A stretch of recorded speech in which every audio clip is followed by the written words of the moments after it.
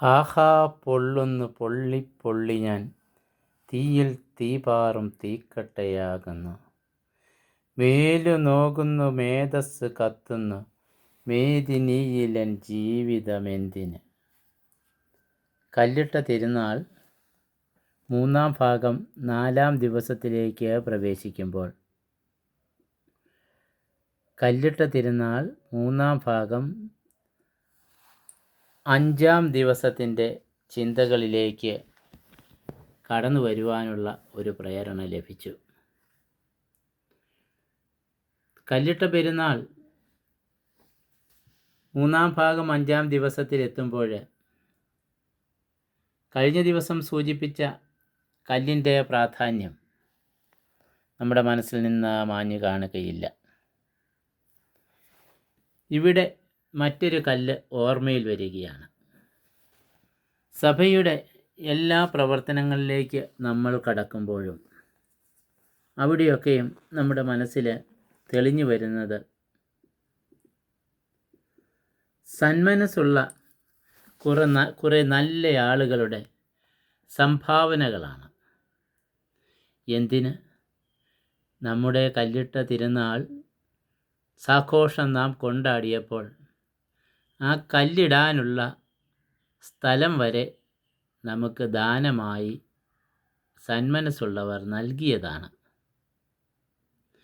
ഇന്നും ഇത്തരം ദാനങ്ങൾ നടക്കുന്നുണ്ട്. അതിൻ്റെ ചിത്രമാണ് ഈ കാണുന്നത്.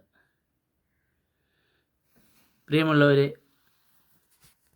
ഇത്തരം കല്ലിടിയൽ കർമ്മങ്ങൾ, അവയുടെ പ്രാധാന്യം, ഇതെല്ലാം ഓർക്കുമ്പോൾ ആദ്യത്തെ സഭാസ്ഥാപന കല്ലിടിയിലിൻ്റെ തുടർച്ചയാണല്ലോ ഇതൊക്കെയും എന്ന് നമുക്ക് സമ്മതിക്കേണ്ടതായി വരുന്നു. ഇന്ന് സഭയ്ക്ക് എന്തെല്ലാം സാമ്പത്തിക മേന്മകളുണ്ടെങ്കിലും അത് മുഴുവൻ സഭാംഗങ്ങൾ വിദേശത്തും സ്വദേശത്തും സ്വന്തം ആവശ്യങ്ങളും ആർഭാടങ്ങളും മാറ്റിവെച്ച് സമ്പാദിച്ച് എടുത്ത തുകയും പണവും സമ്പത്തും ഒക്കെ ദാനമായി നൽകിയതിൻ്റെ ഫലമായിട്ട് മാത്രമാണ്. ഒപ്പം നമുക്ക് മറക്കാനാവാത്ത ചില സംഗതികൾ ഓർമ്മയിൽ സൂക്ഷിക്കേണ്ടതായിട്ടുണ്ട്. ഇന്നോളം നമ്മെ കൈവെള്ളയിൽ സൂക്ഷിച്ചു വളർത്തിയത്, നമുക്ക് വേണ്ടി സർവം മറന്ന് പ്രവർത്തിച്ച നമ്മുടെ ബെനഫാക്ടേഴ്സാണ്. നിരവധി സംരംഭകർ, നിരവധി വ്യക്തികൾ അവരുടെ ആദ്യ ദിന സാലറികൾ,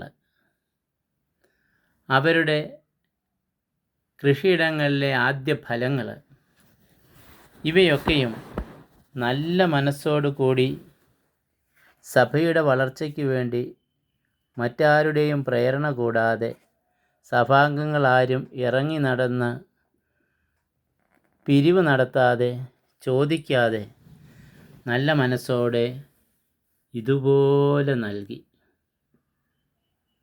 ഇത്തരം ദാനങ്ങൾ ഏറ്റെടുക്കുമ്പോൾ മറ്റൊരു ചുമതല നമ്മെ ഓർമ്മിപ്പിക്കുന്നു. ദാതാവിൻ്റെ മനസ്സിരിപ്പുകൾ അതേപോലെ സാധിക്കുക. ഇവരിലൊരാൾ എന്നോട് പറഞ്ഞ വാക്യം ഇപ്പോൾ ഞാൻ ഓർക്കുകയാണ്. ഞങ്ങളുടെ ഈ സംരംഭത്തിൽ എന്നും സഭയുടെ വക ഒരു നിത്യാരാധന ചാപ്പൽ അഥവാ നിത്യാരാധന നടക്കുന്ന ഒരു പ്രാർത്ഥനാമുറി ഉണ്ടാകണമെന്ന് ഞങ്ങൾ ആശിക്കുകയാണ്, ആഗ്രഹിക്കുകയാണ്. നമ്മുടെ എല്ലാ പ്രവർത്തനങ്ങളും ദാതാവിൻ്റെ ഇംഗിതത്തെ അതിൻ്റെ പൂർണ്ണതയിൽ നിർവഹിക്കുവാനായിട്ട് ശ്രദ്ധിച്ചിട്ടുണ്ട്. മാറി മാറി വരുന്ന അധികാരസ്ഥാനങ്ങളിൽ അല്പസ്വല്പ ഊന്നലുകൾക്ക് വ്യത്യസ്തതകളുണ്ടെങ്കിലും പൊതുലക്ഷ്യത്തിൽ നിന്നും സഭ ഇന്നും മാറുന്നില്ല. അതുകൊണ്ട് തലമുറകളിലേക്ക് പടരുന്ന ധന്യതയുടെ ദിവ്യ നിമിഷങ്ങൾ ചേർത്ത് ഒരുക്കുന്ന ഒരു മഹാകാഴ്ചയാണ് മഹാദാനമാണ്, മഹാ സംരംഭത്തിൻ്റെ വിജയമാണ്, ലക്ഷ്യമാണ് കല്ലിട്ട തിരുനാൾ നമ്മെ ഓർമ്മിപ്പിക്കുന്നത് എന്ന് ഈ ദിവസം പറയുവാൻ ആഗ്രഹിക്കുന്നു. സർവം സഹയായ ഭൂമി നമ്മുടെ സൽപ്രവർത്തികളെയും നമ്മുടെ അധ്വാനത്തെയും നമ്മുടെ നല്ല ചിന്തകളെയും നമ്മുടെ നല്ല പ്രവർത്തനങ്ങളെയും ഒരിക്കലും കെടാത്ത കനൽക്കാഴ്ചയായി ഹൃദയത്തിൽ സൂക്ഷിക്കുന്നു.